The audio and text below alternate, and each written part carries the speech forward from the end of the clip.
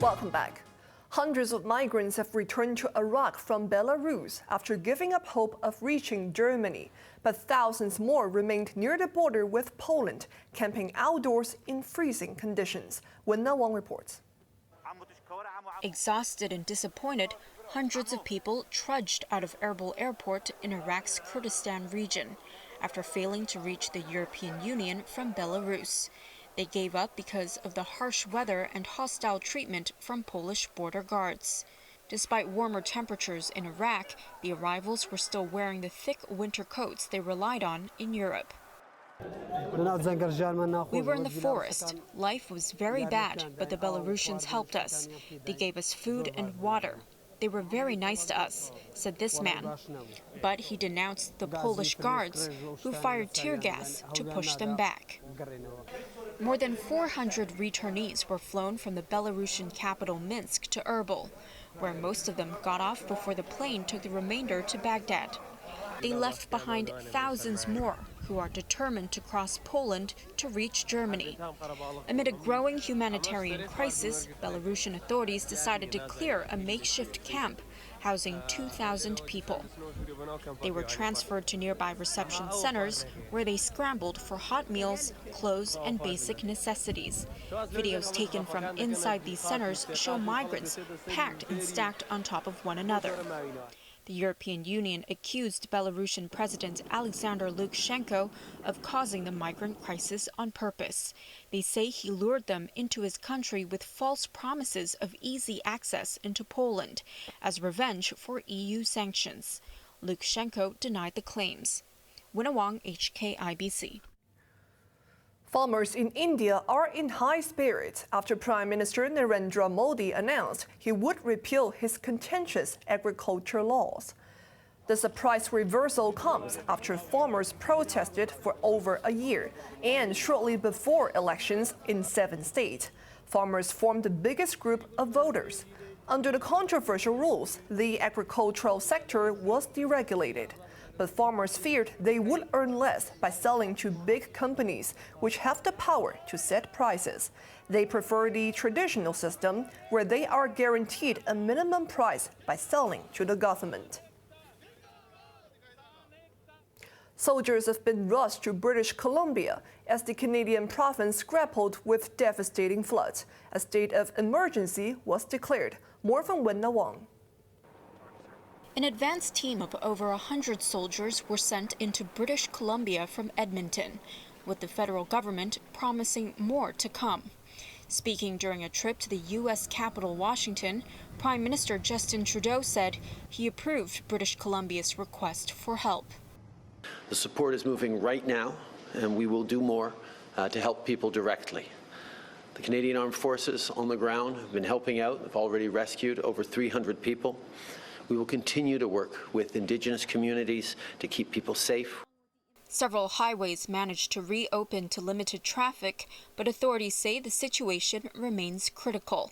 With the threat of more landslides and floods, tens of thousands of people have already been evacuated. At least one person has been killed, her body pulled from a mudslide, while several others are missing. The storms are also wreaking havoc to British Columbia's farming industry. Many dairy farms in the city of Abbotsford were inundated. That, along with closed transport routes, means the province could face a milk shortage. Wong, HKIBC.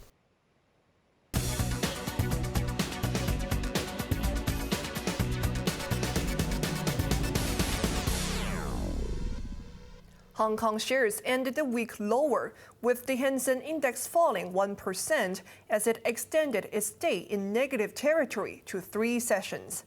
Index heavyweight Alibaba led the retreat after posting disappointing quarterly results. The e-commerce titan slumped 10.7%, its biggest one-day percentage loss. Investors dumped Alibaba after the company predicted the annual revenue will grow at its slowest pace since the stock market debut 7 years ago.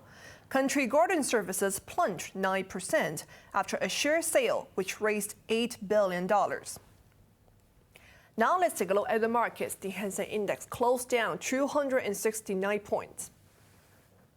Top 10 active stocks: Alibaba down $16.70, Tencent down 80 cents, Meituan down $4.60, and JD.com up almost $30.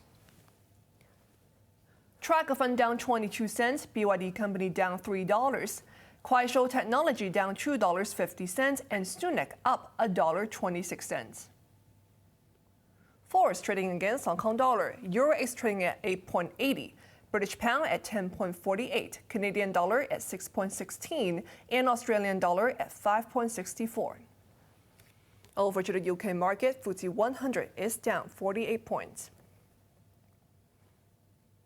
Investors in India appear to be wary about the prospect of digital payment startup Paytm as its share price plunged after the country's biggest listing.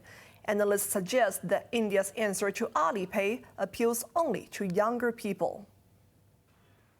A lot of these platform companies that are listing are more relatable to people this age, rather than people who would probably be in their 50s or even older who would have not used or identify with these platforms as such. Paytm plunged 27% on its debut yesterday. As Indian markets were closed today for a holiday, a clearer picture could emerge on Monday.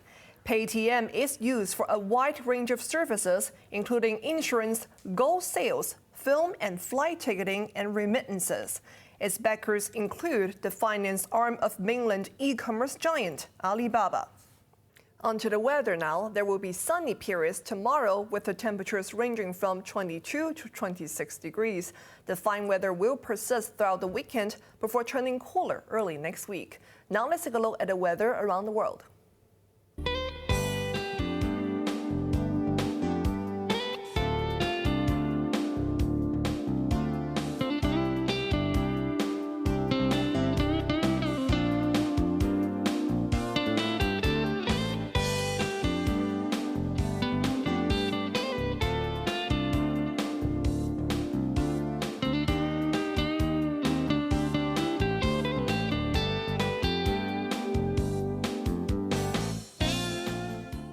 That's our main news for Friday night. Join us for more news at 11. I'm Sarah Wong. Thank you for watching. Good night.